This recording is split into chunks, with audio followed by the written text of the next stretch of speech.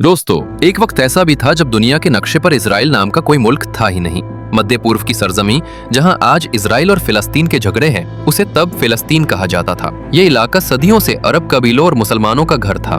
लेकिन यूरोप में 19वीं सदी के आखिर में एक तहरीक उठी जिसे कहते हैं ज़ायोनिस्ट मूवमेंट। इस तहरीक का मकसद था यहूदियों के लिए एक अलग मुल्क बनाना, और उस जगह का चुनाव किया गया फिलिस्तीन, क्योंकि यहूदियों का मानना था कि ये उनकी पुरखों की धरती है। यूरोप में यहूदियों पर सदियों से जुल्म होते आए थे, उन्हें अलग थलग किया गया, गरीबी और भेदभाव झेलना पड़ा। और फिर जब सेकेंड वर्ल्ड वॉर में जर्मनी का हॉलोकॉस्ट हुआ तो लाखों यहूदियों की जान चली गई। इस दर्दनाक हादसे ने ज़ायोनिस्ट मूवमेंट को और मजबूत कर दिया। दुनिया के सामने यहूदियों की हालत पर हमदर्दी बढ़ी और पश्चिमी ताकतों, खास तौर पर ब्रिटेन और अमेरिका, ने फिलिस्तीन में उनके लिए घर बनाने का रास्ता आसान करना शुरू किया। सन 1917 में ब्रिटिश हुकूमत ने बेल्फोर डिक्लेरेशन जारी किया, जिसमें साफ लिखा गया कि फिलिस्तीन की सरजमीन पर यहूदियों के लिए राष्ट्रीय घर, नेशनल होम बनाया जाएगा। यही वो वक्त था जब बड़ी तादाद में यहूदी यूरोप से निकलकर फिलिस्तीन की तरफ आने लगे। अरब फिलिस्तीनियों ने इसका विरोध किया, लेकिन ब्रिटिश ताकतों की मदद से यहूदी बस्तियां बसती चली गईं। यानी इजराइल की कहानी की शुरुआत दरअसल यहूदियों के दर्द, यूरोप के जुल्म और पश्चिम की सियासत से हुई, और इस कहानी ने आगे चलकर पूरे मध्य पूर्व का नक्शा ही बदल दिया। वक्त आगे बढ़ा और पहुंच गया सन 1947 में। यूनाइटेड नेशंस ने फिलिस्तीन के मसले को सुलझाने के लिए एक पार्टीशन प्लान पेश किया। इस प्लान के मुताबिक फिलिस्तीन को दो हिस्सों में बांटना था, एक यहूदियों के लिए और दूसरा अरब फिलिस्तीनियों के लिए। यरूशलेम को एक इंटरनेशनल सिटी बनाने की बात रखी गई। अरब मुल्कों और फिलिस्तीनियों ने इस प्लान को नकार दिया, क्योंकि उनका कहना था ये हमारी जमीन है, इसे कोई कैसे बांट सकता है। लेकिन यहूदियों ने इसे मान लिया और इसे अपनी नई रियासत की नींव बना लिया। 14 मई 1948 को यहूदियों ने ऐलान किया, अब से इजराइल एक आजाद मुल्क है। दुनिया के नक्शे पर पहली बार इजराइल का नाम लिखा गया। अमेरिका और सोवियत यूनियन जैसे बड़े मुल्कों ने भी जल्दी ही इसे मान्यता दे दी। लेकिन ऐलान के अगले ही दिन अरब दुनिया आग बबूला हो उठी। मिस्र, जॉर्डन, सीरिया, इराक और लेबनान सबने मिलकर इजराइल पर हमला बोल दिया। ये थी पहली अरब इजराइल जंग 1948। शुरुआत में अरब फौजें हावी दिखी, लेकिन जल्द ही हालात पलट गए। यहूदियों ने बेहतर संगठन और पश्चिमी मदद से जंग का रुख बदल दिया। नतीजा ये हुआ कि इजराइल ने न सिर्फ अपनी मौजूदगी बचाई, बल्कि फिलिस्तीन का बड़ा हिस्सा भी कब्जे में ले लिया। लाखों फिलिस्तीनियों को अपने घर छोड़कर शरणार्थी कैंपों में रहना पड़ा। आज भी इस त्रासदी को फिलिस्तीन नकबा यानी महान तबाही के नाम से याद करता है। यानी 1947-48 वो मोड़ था जिसने न सिर्फ इजराइल की बुनियाद रखी, बल्कि अरब यहूदी टकराव को और गहरा कर दिया। 1948 की जंग के बाद भी हालात में सुकून नहीं आया। फिलिस्तीन के शरणार्थी अपने घरों को तरसते रहे और अरब मुल्क इजराइल के वजूद को मिटाने की कोशिश में लगे रहे। मगर इजराइल ने हर वक्त अपनी मौजूदगी बचाने के लिए जंग जारी रखी। 1956 का सुएज क्राइसिस इसका बड़ा सबूत है। मिस्र के राष्ट्रपति जमाल अब्दुल नासिर ने सुएज नहर को अपने कब्जे में ले लिया, जिस पर ब्रिटेन और फ्रांस की नजर थी।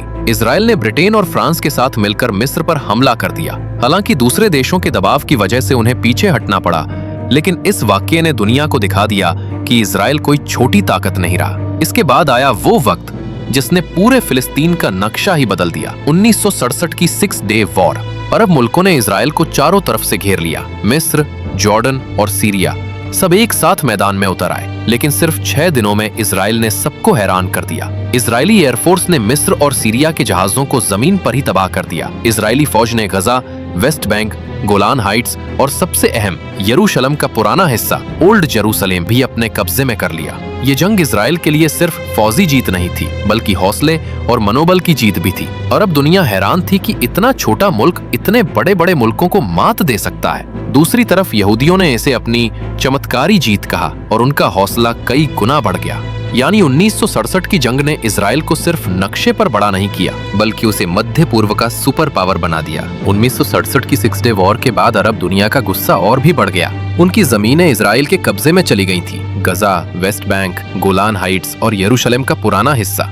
अरब मुल्कों ने कसम खाई कि एक दिन इजराइल से बदला लिया जाएगा। फिर आया 1973, जब मिस्र और सीरिया ने मिलकर इजराइल पर अचानक हमला कर दिया। ये हमला यौम किपुर के दिन हुआ, जिसे यहूदी अपना सबसे पवित्र दिन मानते हैं। इसलिए इस जंग को यौम किपुर वॉर कहा जाता है।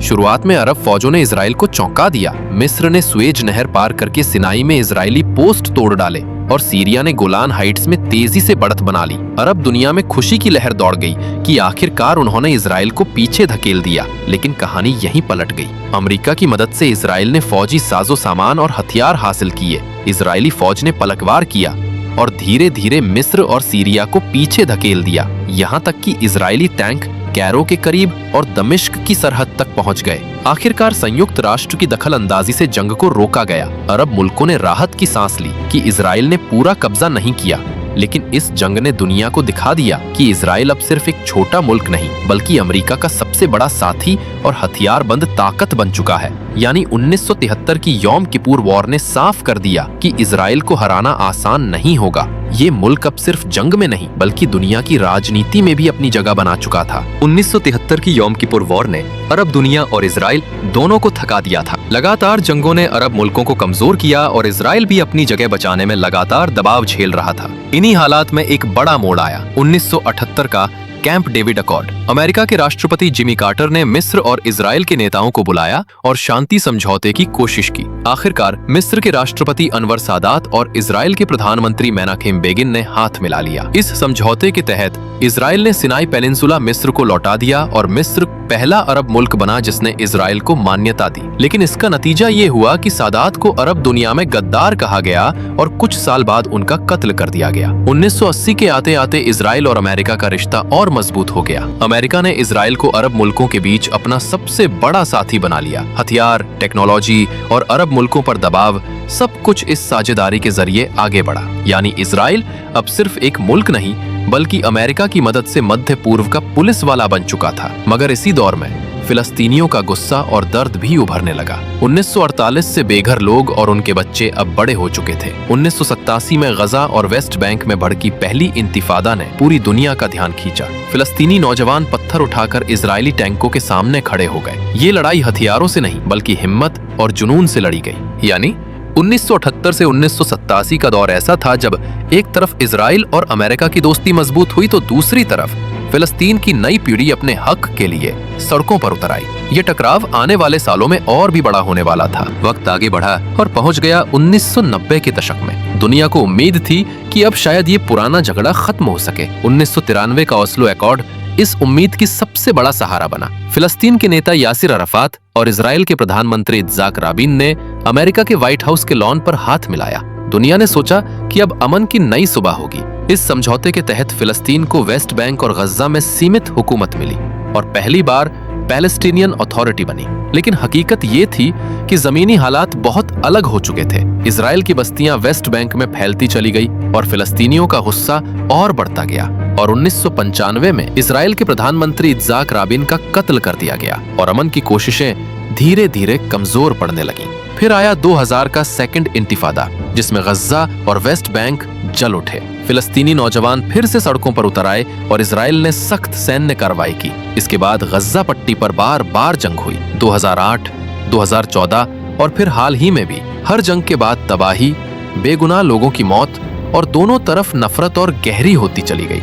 आज हालात ये है कि 2 स्टेट सॉल्यूशन अभी भी सिर्फ कागजों में है। इजराइल और ज्यादा मजबूत हो चुका है टेक्नोलॉजी, हथियार और अमेरिका की मदद से, जबकि फिलिस्तीन अब भी बिखरा हुआ है। एक तरफ वेस्ट बैंक, दूसरी तरफ गजा और ऊपर से रोज की मुश्किलात। यानी 1948 से लेकर आज तक का सफर हमें ये सिखाता है कि जंग से सिर्फ खून और आंसू मिलते हैं। असल जीत अमन और इंसाफ में ही है।